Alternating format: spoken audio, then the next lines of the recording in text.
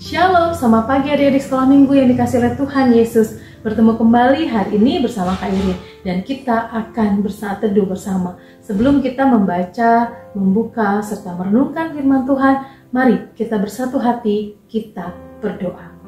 Tuhan Yesus Allah yang Maha Baik, terima kasih Tuhan untuk hari baru yang telah Tuhan berikan buat kami. Kami ingin mengawali hari ini dengan membuka Alkitab-Mu, kiranya Tuhan yang memberikan kami hikmat, dan Tuhan memampukan kami untuk mengerti apa yang Tuhan mau dalam kehidupan kami.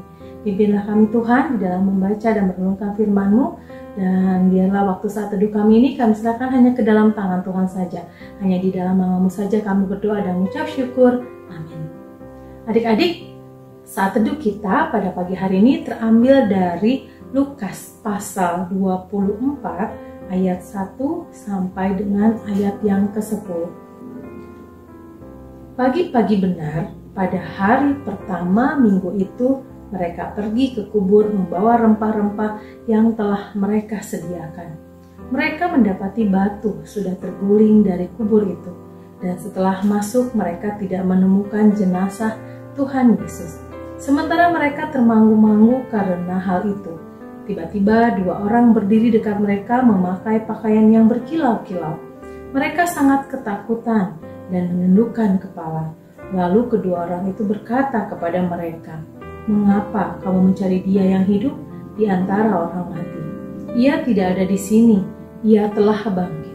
Ingatlah apa yang dikatakannya kepada kamu ketika Ia masih di Galilea, yaitu bahwa Anak Manusia harus diserahkan ke tangan orang-orang berdosa dan disalibkan, dan bangkit pada hari yang ketiga."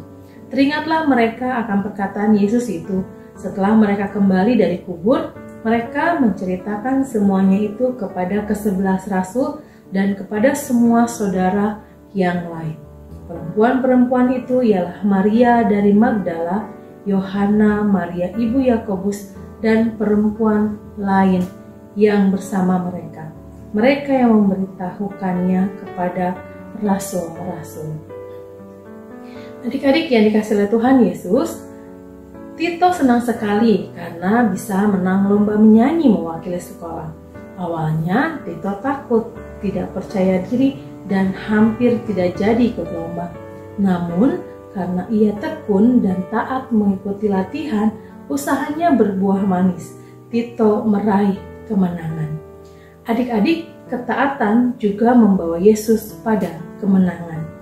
Yesus taat melakukan kehendak Allah Bapa.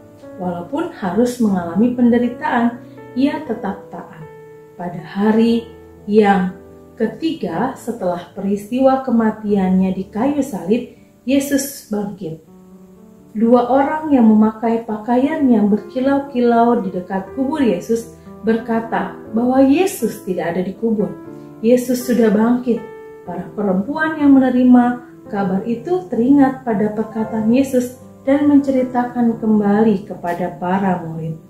Adik-adik, kebangkitan Yesus adalah kemenangannya atas maut. Itu juga merupakan kemenangan buat kita, sebab kita sudah ditebus dari dosa. Oleh karena itu, kita harus hidup sebagai orang yang menang atas dosa. Caranya adalah tidak lagi berbuat dosa dan harus hidup taat seturut dengan kehendak Tuhan Yesus. Amin. Mari kita berdoa. Tuhan Yesus, terima kasih untuk firman-Mu yang telah Tuhan ajarkan buat kami.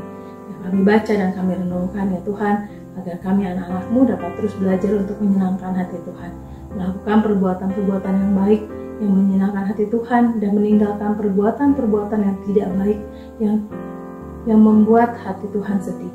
Ajarlah kami Tuhan untuk menjadi anak-anak Tuhan yang lebih baik. Terima kasih Tuhan Yesus, hanya di dalam-Mu saja kami mau berdoa dan bersyukur. Amin. Sampai jumpa adik-adik di saat teduh kita berikutnya. Tuhan Yesus memberkati.